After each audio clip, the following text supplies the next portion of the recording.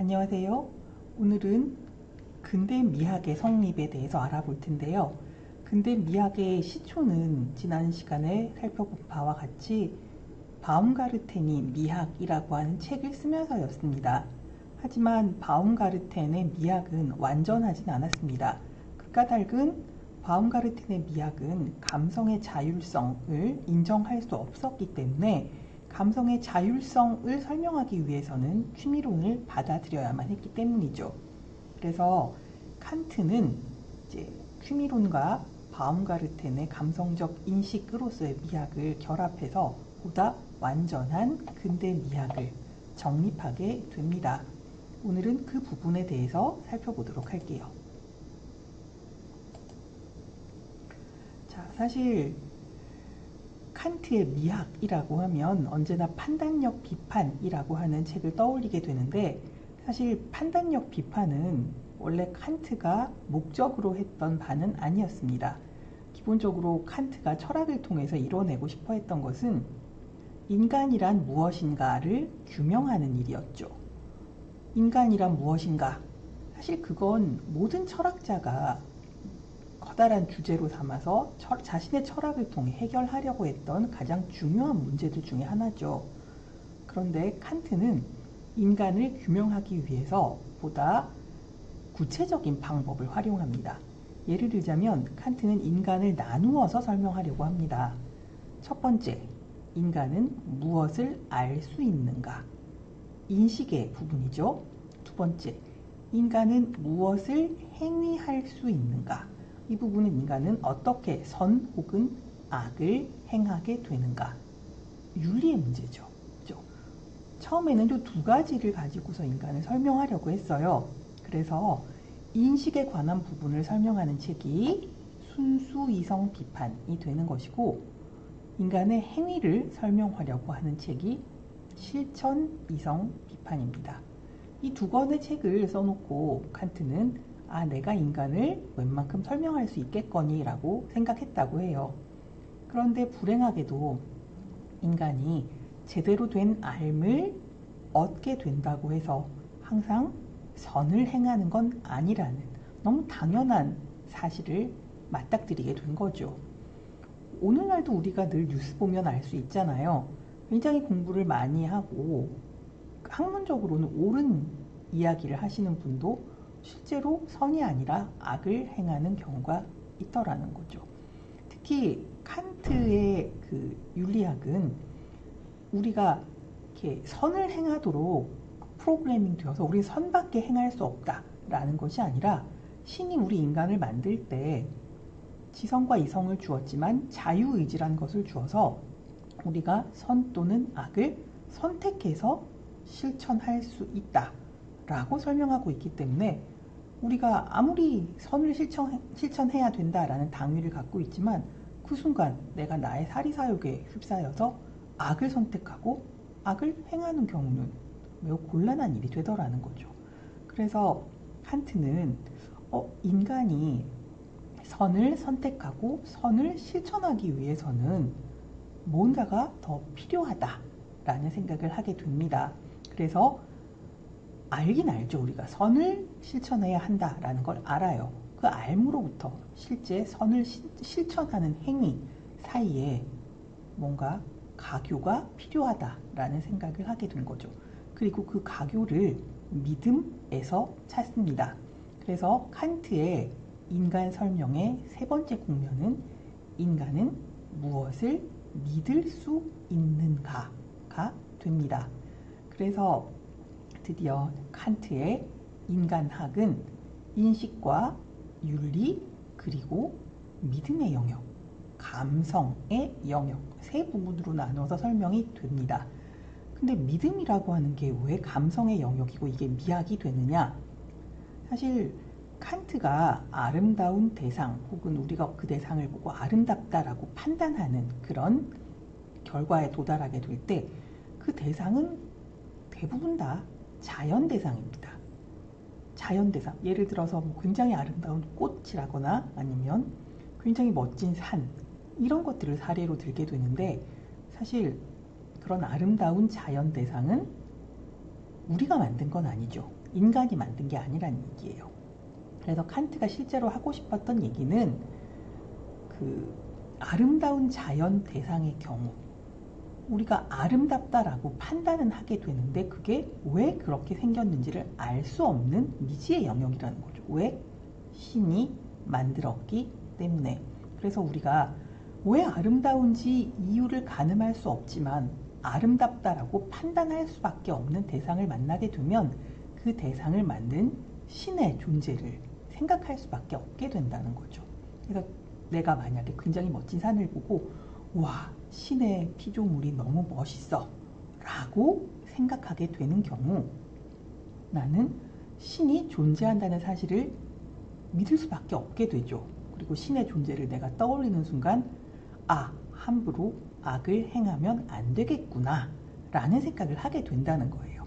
그래서 사실은 판단력 비판이 원래 하고 싶었던 얘기는 이성 아는 것과 실천하는 것 사이에 가교를 놓아서 우리가 악을 선택해서 행하고 싶을 때에도 문득 신의 존재를 떠올려서 바른 행위를 하도록 이끄는 게 이 책의 목적이었던 것 같습니다. 하지만 믿음의 문제는 언제나 이성이나 지성의 문제는 아니에요. 신을 우리가 머릿속으로 파악한 다음에 믿지 않잖아요. 신을 믿을 때는 언제나 일단 먼저 믿는 것으로부터 시작을 합니다. 그래서 신을 믿는 것은 믿음의 문제는 이성이나 지성이 아니라 감성의 영역이고 이 감성의 영역으로부터 우리를 신에 대한 믿음으로 이끄는 것이 아름다운 대상이다 라고 설명하는 차에 어떤 대상을 우리가 어떤 방식을 통해서 아름답다고 판단하게 되는가를 굉장히 자세히 분석합니다. 그걸 우리가 판단력 비판의 그 첫 번째 부분이라고 얘기를 하고요. 그걸 우리가 그냥 통칭 미의 분석론이라고 얘기합니다. 그 얘기는 우리가 어떻게 아름다운 대상을 보고 아름답다라고 판단하게 되는지를 열심히 분석한다는 얘기예요.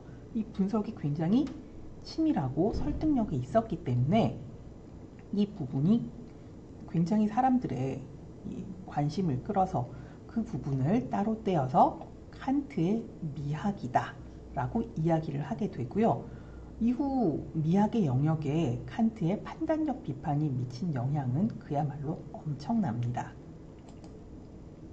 자, 그래서 우리가 관심을 갖고 있는 판단력 비판으로 바로 들어가자면 판단력 비판은 취미론자들과 마찬가지로 취미론에 해당하는 것, 취미 판단, 다시 말해 여기 써놨죠. 아름다움을 판정하는 능력에 관한 설명입니다. 다시 말하자면 칸트가 보기에 취미라고 하는 것은 단순히 취향의 문제가 아니라 어떤 대상을 보고 그것이 아름다운지 아닌지를 판정하는 능력이었던 것이죠. 그런데 칸트가 보기에 이 취미는 논증은 불가능하다는 거예요. 왜? 우리가 어떤 대상을 보고 그게 아름답다라고 논증하려고 하면 이건 논리가 필요하죠. 그죠? 논리를 따지는 것은 이성이 하는 일입니다. 근데 언제나 취미의 문제는 감성의 영역이지 이성의 영역이 아니잖아요. 그래서 칸트가 보기에 취미의 문제는 논증 불가능한 영역이라는 거죠.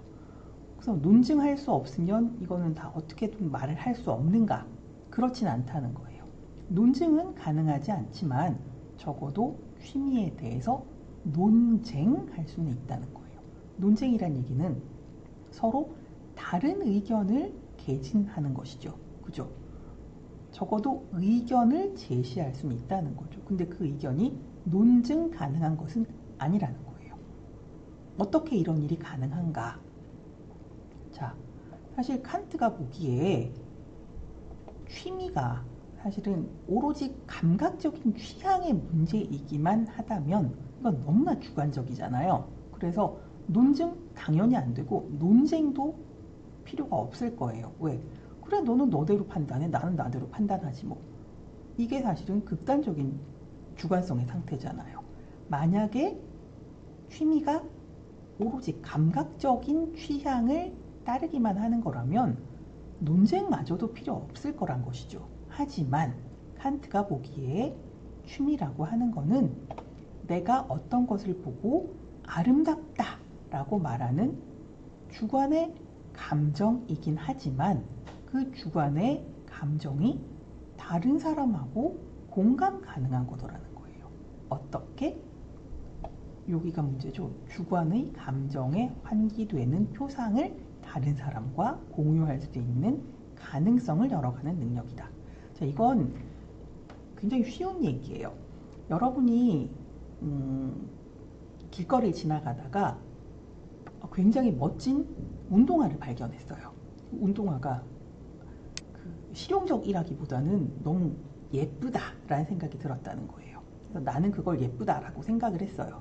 그래서 길을 가다가 원래 만나기로 한 친구를 약속 장소에서 만났어요. 만나서 그 친구한테 야, 내가 너 만나러 오다가 길에서 엄청 멋진 운동화를 봤어. 그건 나의 감정이죠. 그죠? 나의 감정이에요. 그런데 그 친구한테 설명을 할 때 어떻게 해요? 아까 내가 봤던 그 운동화의 이미지를 머릿속에 띄운다는 거예요. 그래서 내가 그 이미지에 입각해서 친구한테 설명을 해요. 그러면 그 친구도 나의 설명을 듣고 나와 굉장히 유사한 이미지를 머릿속에 띄우게 된다는 거예요. 이때 머릿속에 뜬 이미지가 바로 표상이 되겠습니다. 표상은 영어로 하면 representation이에요. representation은 보통 재현이라고 말하는데 그 칸트의 인식론에 따르면 우리가 어떤 것을 듣거나 보거나 감각해서 감각 데이터가 내 머릿속으로 전해지면 잡다한 감각 데이터의 군더더기를 제외하고 깔끔하게 그것의 이미지를 띄우게 되는데 그게 바로 representation이라는 거죠. 왜? 프레젠트 하는 것을 데이터를 받아들여서 머릿속에 재구성하는 것이 representation이라는 거예요. 이걸 철학에서 적어도 칸트 인식론에서는 재현이라고 말하지 않고 표상이라고 말합니다.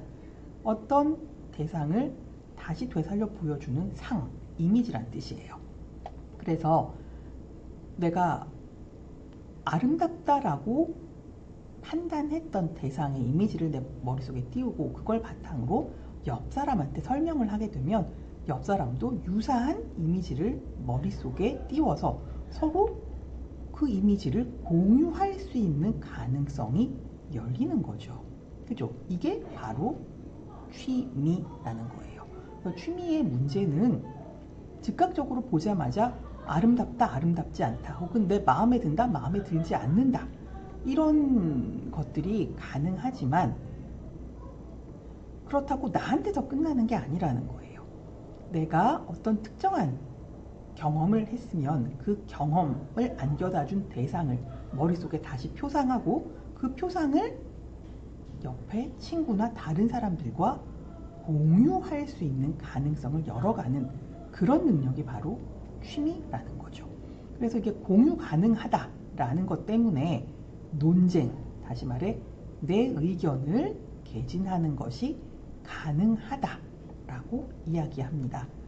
그래서 사실 논증하는 건 가능하지 않지만 논쟁할 수 있다라고 하는 게 우리가 지난 시간에 살펴본 취미론과 바움가르텐의 감성적 인식을 종합해 나가는 핵심이다라고 이야기할 수 있겠습니다. 자, 사실 칸트는 굉장히 완벽주의자예요. 그래서 자신의 논의가 어디 한 군데 비어서 빈틈이 생기는 걸 참을 수 없는 그런 사람이에요. 그러다 보니 이 사람은 어떻게 설명을 하면 가장 설득력이 있을까, 가장 논리적으로 결점이 없을까, 이걸 고민해서 분석하는 나름의 틀을 완성합니다. 그게 4가지 계기인데요. 인식론이 됐건 아니면 윤리학이 됐건 간에 칸트는 언제나 이 4가지 계기를 통해서 자신의 의견을 관철하거나 아니면 분석을 진행합니다. 이 4가지 계기는 언제나 똑같습니다. 첫 번째 계기는 질, 두 번째 계기는 양, 세 번째 계기는 관계, 네 번째 계기는 양상. 이 4가지입니다. 판단력 비판을 통해서 취미를 분석하는 것도 똑같습니다. 첫 번째 계기는 질입니다. 질은 정말 질이죠. 특질에 관한 얘기예요. 어떤 특질? 우리가 어떤 대상을 보고 아름답다라는 판단, 다시 말해 취미 판단을 할 때 나는 어떤 특질을 가진 상태에 있어야 하는가, 이걸 따지는 게 첫 번째 계기 질이 되겠습니다. 실제로 칸트는 판단력 비판에서 이렇게 씁니다. 취미란 어떤 대상 또는 어떤 표상 방식을 일체의 관심을 떠나서 만족 또는 불만족에 의하여 판정되는 능력이다. 그와 같은 만족의 대상이 아름답다고 일컬어진다. 한국말이 좀 이상하죠, 그죠? 이게 칸트가 진짜로 이렇게 쓰기 때문에 이걸 칸트 전공하시는 분들은 거의 번역을 하실 때 칸트가 빙의된 것처럼 번역을 하세요. 이게 독일어인지 한국어인지 잘 헷갈리는 그런 문장들이 있는데, 일단 설명을 해보면 취미라고 하는 거는 만족이나 불만족에 의해서 판정이 된 결과다라는 거예요. 만족하면 아름답다, 불만족이면 아름답지 않다라는 판단에 이르게 되겠죠. 그런데 이게 중요한 게 아니라 앞에 있는 조건이 중요해요. 우리가 어떤 대상이나 표상 방식을 접했을 때 그때 그걸 만족 혹은 불만족이라는 결과치를 갖고 아름답다 혹은 아름답지 않다라고 얘기하는데, 그 사이에 있는 거, 일체의 관심을 떠나서, 그러니까 특정한 관심에 입각해서 그 대상을 판단하면 그건 취미 판단이 아니라는 거죠. 일체의 관심을 떠난다? 그걸 우리가 무관심적이라고 이야기합니다. 첫 번째 질의 얘기의 핵심은 미적 판단은 무관심적이어야 한다가 되겠습니다. 무관심적이다, 냉담함하고는 달라요. 이 무관심적이라고 하는 거는 우리가 그 어떤 편견에도 사로잡혀서는 안 된다, 뭐 이런 얘기랑 더 가깝습니다. 냉담하면 그 대상에 대해서 아무 느낌이 없을 텐데 아름답거나 아름답지 않거나 이런 판단도 내릴 리가 없죠. 그래서 우리가 어떤 대상을 맞닥뜨렸는데 그 대상에 대해서 내가 내리는 판단이 이게 실제로 취미 판단이기 위해서는 나는 내 감각적인 취향에 사로잡혀서 안 되고, 그리고 그 대상을 보고 유용성의 기준에서 판단해서도 안 됩니다. 뿐만 아니라 어떤 도덕적인 판단에 좌우되어서도 안 됩니다. 예를 들자면 뭐 이런 게 되겠죠. 어떤 이제 조각상을 봤는데 그 조각상이 그 나의 성적 취향에 매우 부합해요. 그래서 아름답다라고 판단하면 그거는 매우 곤란한 일이라는 거죠. 아니면 내가 굉장히 배가 고픈데 우연히 미술관에 가서 햄버거를 사실적으로 그린 그림을 보게 됐어요. 와, 먹고 싶게 생겼다. 이런 것 때문에 그걸 아름답다라고 판단해서도 안 된다는 거죠. 또한 도덕적인 판단 이런 거 얘기하면 제가 항상 드는 사례가 있는데, 이게 이제 제가 그 유학 마치고 귀국해서 엄마랑 놀러를 갔는데 통영에 놀러를 갔어요. 통영에 놀러를 가서 이제 밤에 맛있는 게 워낙 많아서 엄마랑 둘이서 맛있는 걸 막 먹고 늦게 잤어요. 근데 저희 엄마는 어디 가면 꼭 아침에 산책을 하시는 분이에요. 그래서 혼자 또 새벽부터 일어나가지고 야 산책 가자 그러시길래 제가 아우 엄마 혼자 갔다 와 난 죽어도 못 일어나 그러고 엄마 혼자 보냈어요. 근데 엄마가 거기에 무슨 조각공원이 있어서 조각공원에 혼자서 이제 산책을 가서 조각을 구경하고 오신 거예요. 근데 오셔서는 막 극도의 흥분 상태로 야 일어나 그러고 저를 깨우시는 거예요. 왜 그래 그랬더니 내가 조각공원 가서 황당한 걸 봤어 이렇게 얘기하셨어요. 근데 뭐였냐면 그때 그 조각공원에 그 통영 출신의 되게 유명한 조각가가 남성 군상을 제작을 해서 세워놓으신 작품이 있었어요. 남성 군상이니까 남성 여럿이겠죠. 근데 이 남성 군상이 다 누드였던 거죠.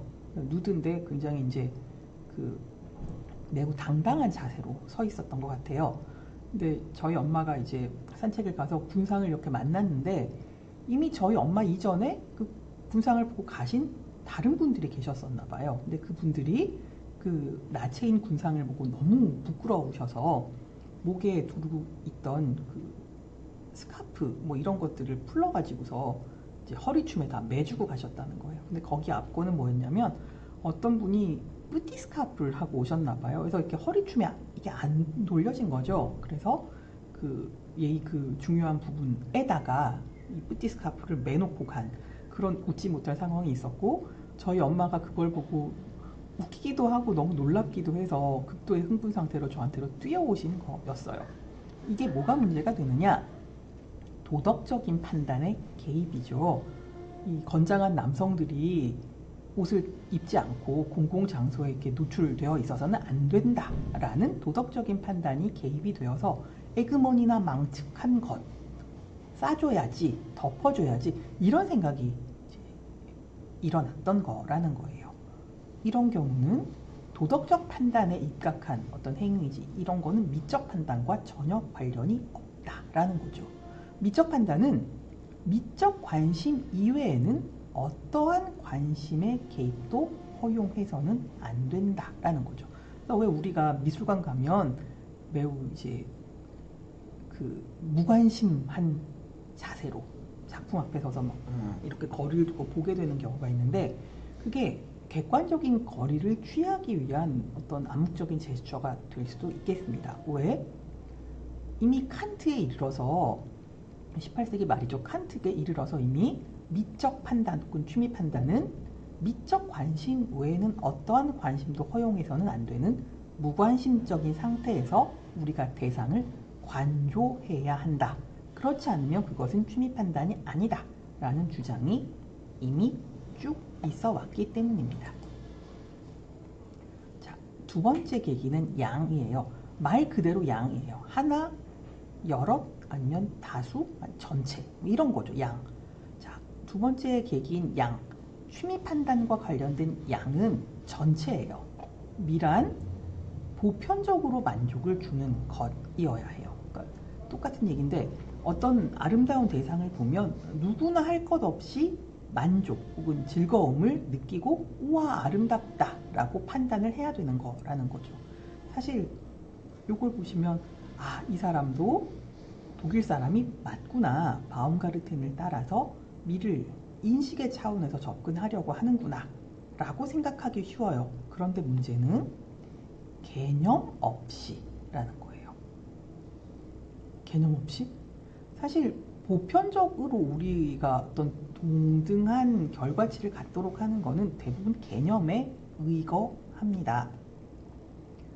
제가 지난 시간에 볼펜 보여준다, 이게 뭐야? 라고 물어본다, 볼펜이라고 얘기한다 그랬죠. 그것 말고 다른 색깔의 다른 볼펜을 갖고 와서 이건? 이라고 물어봐도 다 볼펜이라고 얘기를 할 거예요. 세상에 각양각색의 볼펜을 갖고 와서 제가 물어봐도 여러분 모두가 다 볼펜이라고 답을 할 거예요. 보편적으로 동일한 대답을 하게 되겠죠. 왜? 모든 인식은 개념을 경유하기 때문이라는 거죠. 그래서 볼펜이란 개념을 갖고 있는 사람한테는 어떤 다른 다양한 볼펜도 다 볼펜이라는 보편적인 답으로 환원이 될 수밖에 없습니다. 그런데 취미 판단은 이성이나 지성이 개입하지 않는 것이기 때문에 개념을 경유할 수 없어요.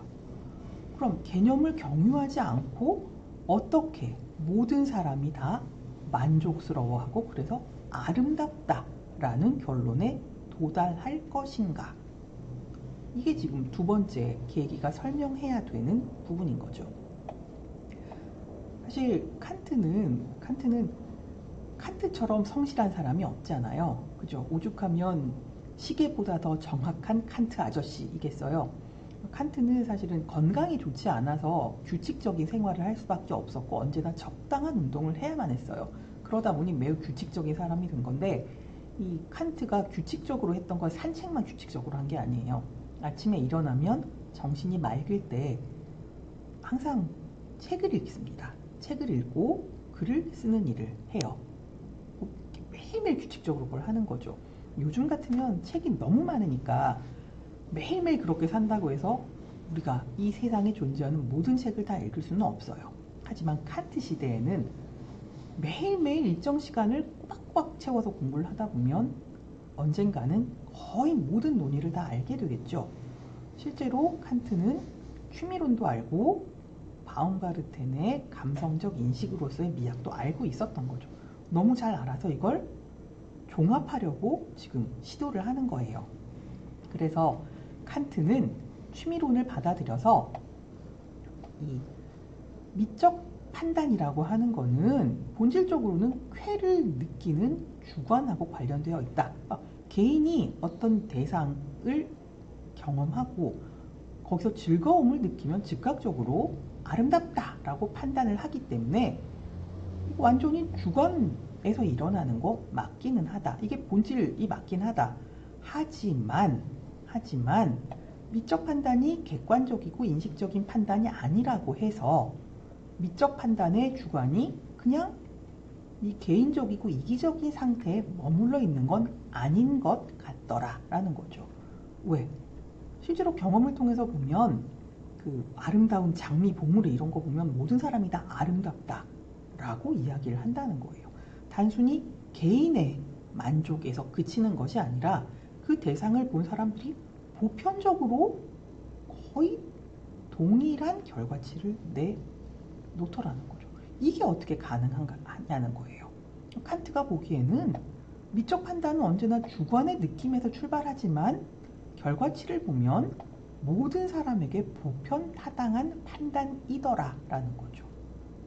그래서 미적 판단은 처음에는 개인적이고 어떻게 보면 이기적이고 고립된 감각적 주관에서 출발하긴 하지만 언제나 이걸 넘어서게 되더라는 거예요. 근데 얘는 개념을 경유하지 않는데 도대체 어떻게 보편성을 획득할 수 있느냐는 거죠. 개념을 경유하지 않고 그럼에도 불구하고 모든 사람이 동일한 결과치를 갖게 되는 것, 이게 어떻게 가능하냐?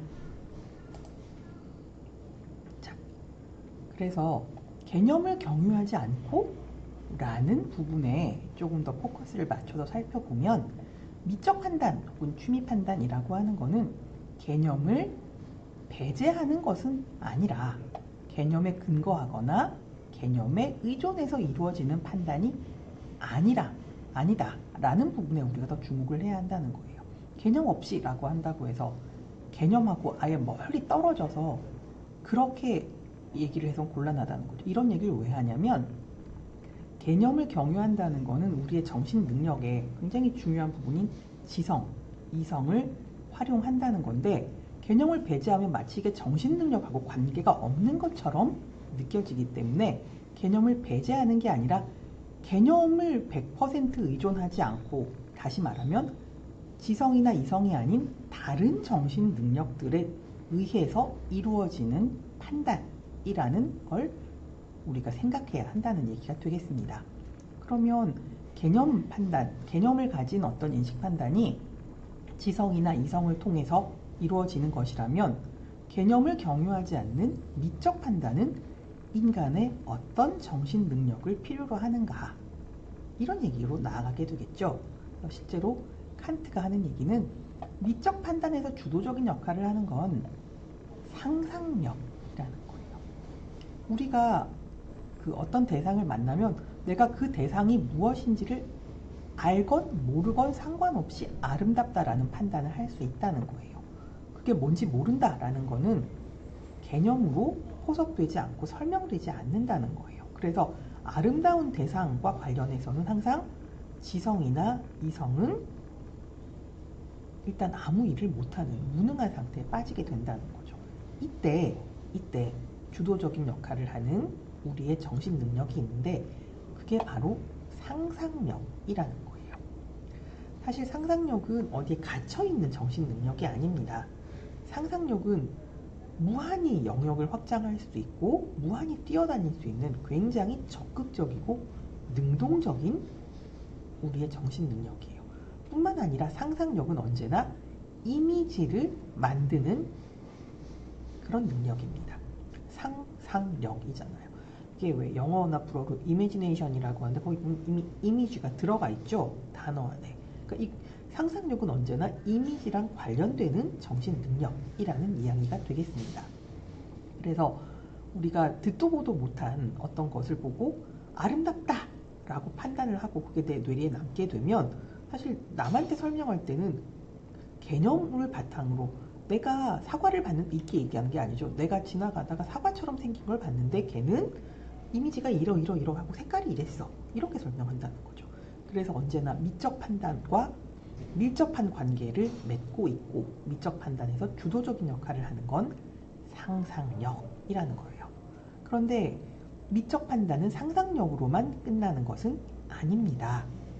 이때 상상력은 어떤 식으로든 지성과 관련이 되는데 사실 우리가 아름답다라고 하고 끝이 아니라는 거예요. 어떤 아름다운 대상을 보고 아름답다라고 판단을 내려놓고 그 다음에 어떤 식으로든 그게 왜 아름다운지를 납득하려고 한다는 거죠.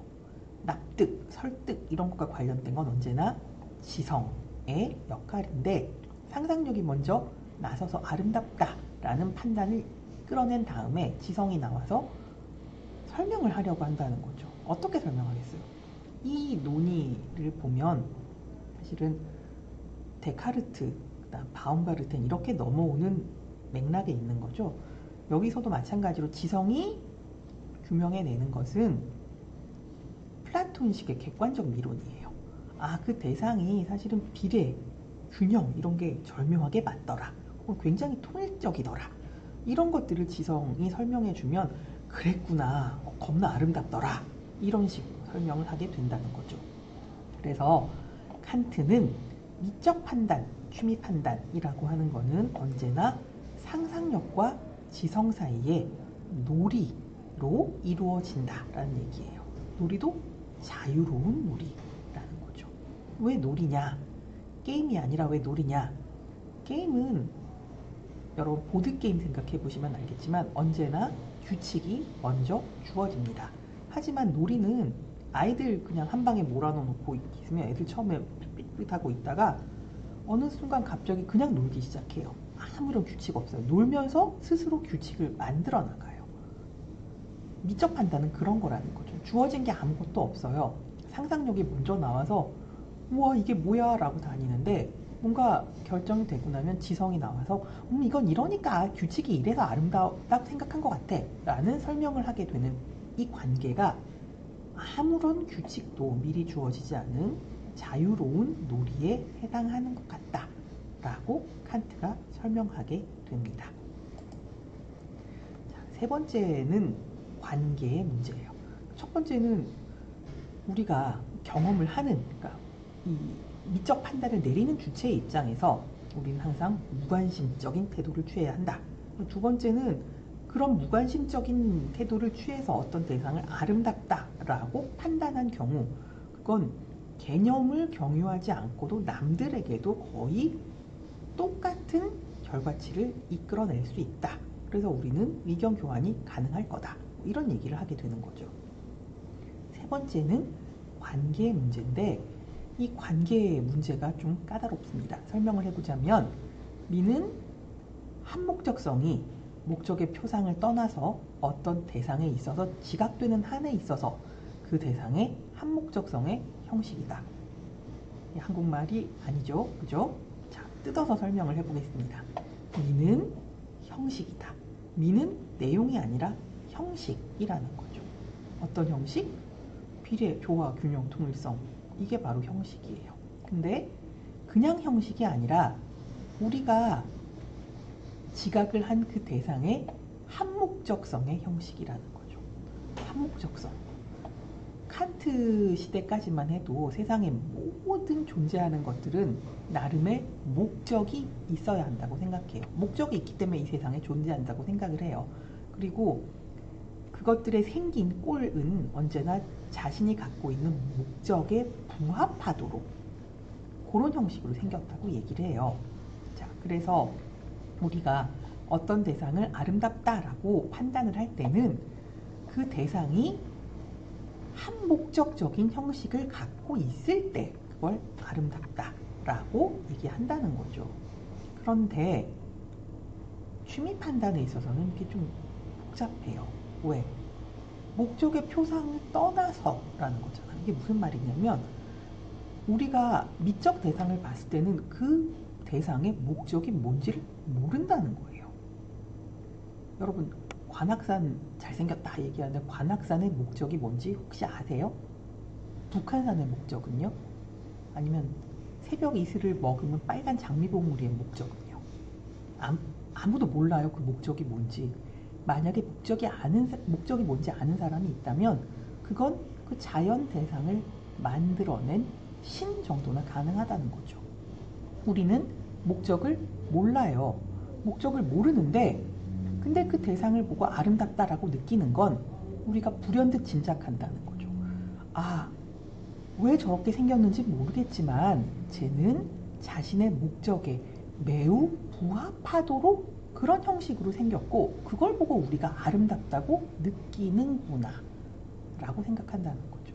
그래서 빨간 장미 봉우리의 목적이 뭔지는 모르지만 그것이 생긴 것을 보면 비례, 조화, 균형, 통일성 이게 워낙에 뛰어나서 내가 모르는 목적에 이 형식이 매우 부합할 것이다 라는 생각을 하고 그걸 아름답다라고 판단한다는 거죠. 그래서 질, 양, 관계까지 설명을 해보면 내가 무관심적인 태도를 가지고 그죠? 어떤 대상을 봤을 때 보통 이제 많이 보니까 봤을 때 내가 그 대상이 목적이 뭔지는 모르겠지만 그 대상의 생김이 매우 한목적적인 형식으로 되어 있을 것이다 라고 느꼈을 때 그때 그 대상을 아름답다 라고 판단을 하고 우리가 그게 한목적적이구나 를 판단하는 거는 지성이나 이성이 아니라 상상력을 뒤따라 나오는 지성이 그 부분을 해결하기 때문에 개념을 경유하지 않고서도 누구나 다 똑같은 결과치에 도달할 수 있게 된다라는 얘기죠. 그래서 이 관계는 사실 아름다운 대상이 가지고 있는 요소들이 서로 관계 맺기를 하는 것을 말하는 것이고 이 관계 맺기가 한목적성의 형식으로 구현되어 있으면 우리가 그걸 보고 아름답다라고 판단을 하게 된다는 거죠. 자, 이쯤 하면 이게 판단이라는 점에서는 이 개념을 경유해서 A는 B다라고 인식을 하는 그 판단하고 메커니즘은 비슷한데 사실 내용은 완전히 다른 것이다 라고 설명을 할 수 있게 됩니다. 그래서 칸트가 여기서 정리를 하게 되는데 미적 판단은 주관적 보편성을 추구하는 것이고 그래서 비규정적 판단이다 라고 주장을 하고 비교를 하게 됩니다. 모든 판단은 규정적 판단과 비규정적 판단 두 개로 나뉘는데 규정적 판단은 규정에 들어맞는 판단이라는 거예요. 이게 바로 개념을 경유하는 인식적 판단이 되겠어요. 이 규정적 판단은 개별자를 보편자로 편입시키는 능력이에요. 아까 제가 볼펜을 사례로 들었는데 아무리 희한찬란하게 생긴 볼펜을 가지고 와서 보여줘도 볼펜이라는 개념을 가지고 있는 사람에게는 그 희한하게 생긴 개별자로서의 볼펜이 볼펜이라는 개념, 다시 말해 보편자 밑으로 편입되고 말더라는 거죠. 개별자가 개별자인 한으로 인정받는 게 아니라 어떤 개별자도 볼펜이라고 하는 개념 하에, 보편적인 개념 하에 포섭되는 능력이 규정적 판단이 되겠습니다. 그러다 보니 이게 이 형식이 열려 있으면 큰일 나는 거죠. 이게 볼펜인지 연필인지 사인펜인지 만년필인지 몰라. 이게 규정이 안 돼. 이런 건 인식에 있어서 굉장히 큰일 나는 사태라는 거죠. 그래서 규정적 판단은 언제나 닫힌 형식으로 되어 있고 객관성을 띠는 보편성이다. 누가 봐도 그거밖에 없는 거예요. 반대로 미적 판단은 비규정적 판단이에요. 규정이 미리 주어져 있지 않다는 거죠. 다르게 말하면 개념을 경유하지 않는다는 얘기예요. 미적 판단은 언제나 개별자를 개별자로 인정하는 한에서 이루어집니다. 다시 말해서 우리가 산책을 하다가 새벽에 이슬을 막 먹으면 빨간 장미봉우리를 봤어요. 우와 이쁘다 라고 얘기하는데 그걸 걔가 이쁜 거지 걔가 장미기 때문에 이뻐 이렇게 얘기하진 않는다는 거예요. 장미들 중에서도 벌레 먹거나 시드른 건 우리가 이쁘다고 얘기 안 해요.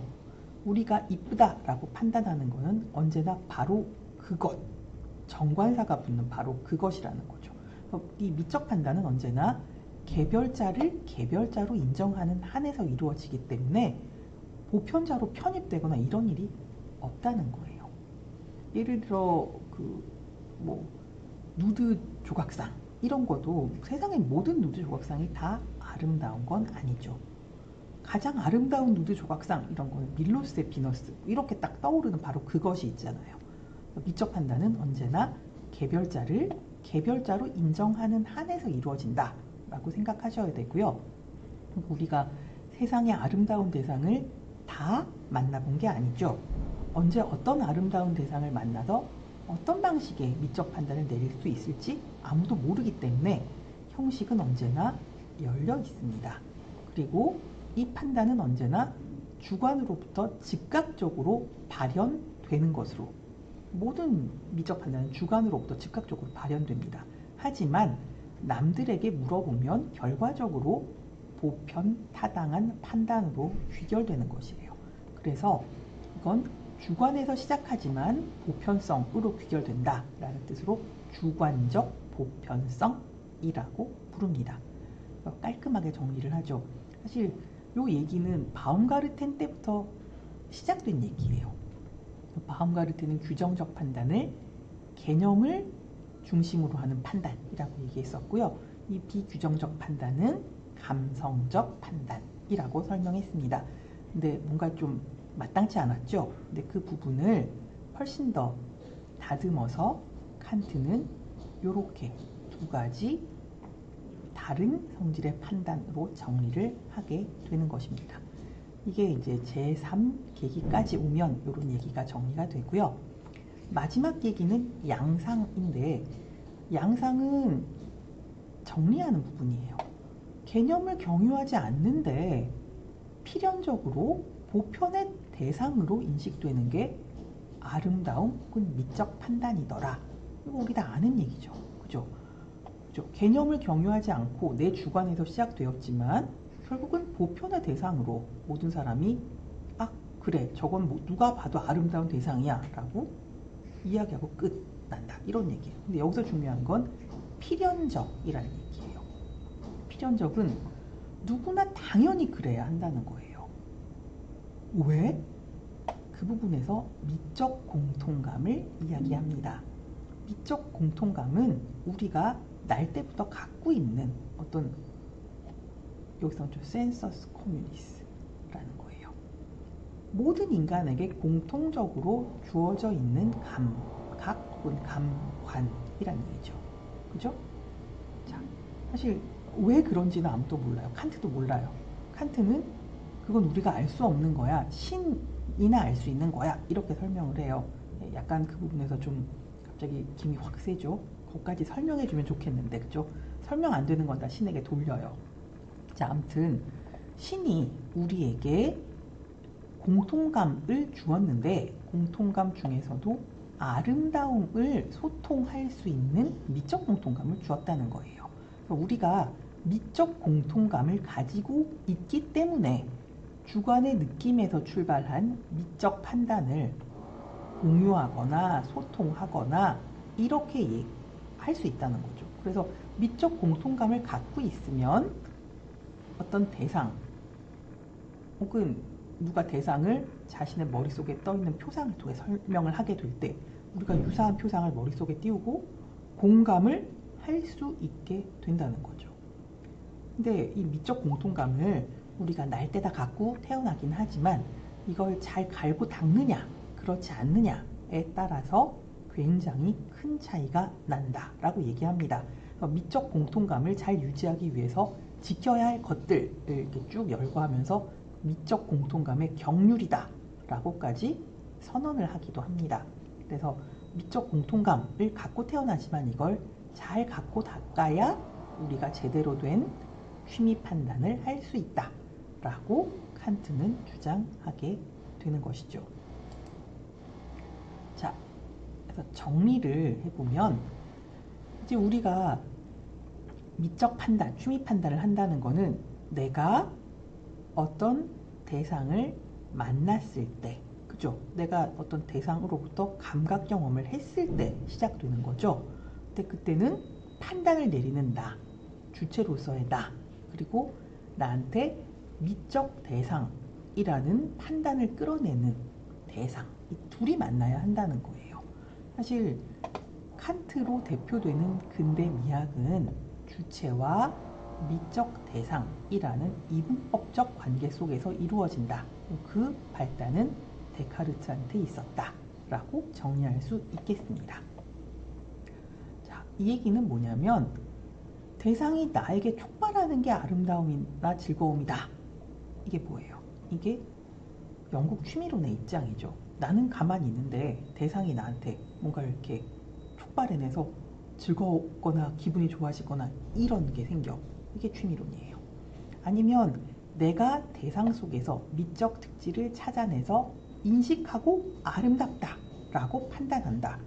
이게 바움가르텐이 얘기한 감성적 인식으로서의 미학이죠. 그죠? 이게 두 개가 매우 다른 이야기인 것 같지만 사실 그건 대상과 주체라는 이분법 속에서 이루어지는 논의라는 거죠. 이건 칸트한테서도 마찬가지입니다. 칸트는 이 두 입장을 종합한 거죠. 종합하면서 이 주체와 대상의 이분법을 전혀 건드리지 않습니다. 그러면 칸트가 굉장히 열심히 설명을 해서, 그죠? 주관에서 시작되지만 이게 항상 보편적으로 끝나는 거다. 이런 논의를 네 가지 계기를 통해서 충분하게 이제 설명을 해내고 있습니다만, 이걸 다 이해하고 난 우리가 생각해 봐야 되는 건 뭐냐면, 주체가 되게 중요한 것 같아. 그 주체는 누굴까? 라는 얘기가 되겠죠. 왜?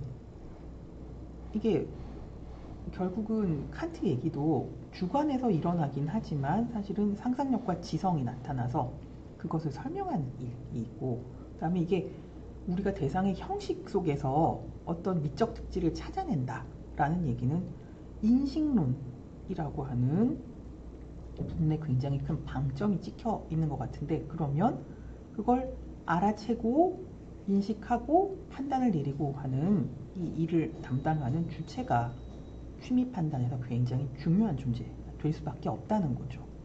그럼 도대체 그렇게 중요한 작업을 하는, 다시 말해 아름다운 대상을 인식하고 그게 아름답다라고 판단을 내리는 이런 중요한 일을 하는 주체는 과연 누군가?